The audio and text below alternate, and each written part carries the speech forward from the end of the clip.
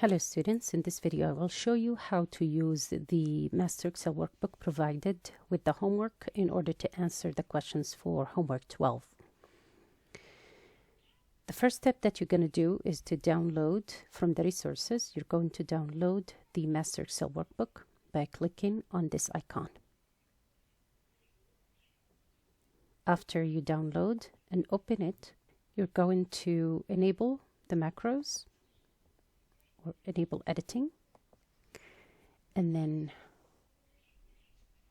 you're going to click back to the start. This homework number 12 is the confidence interval for proportions, or estimating a population proportion and finding the sample size for proportions. So this is link number 3. To answer the first question, here's my first question. For a confidence level 85%, find a critical value. So this sheet will have multiple parts. What you need is this part right here. This is where you can find the confidence interval.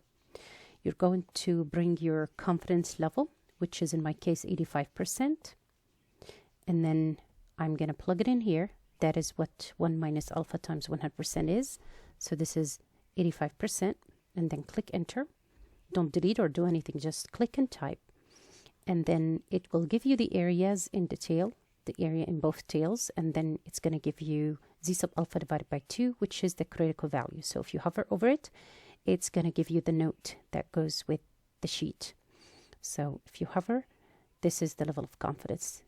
Whenever you see there is a red triangle on the side there, that means there is a note there, so you can hover over it, and then you can basically see what the note says.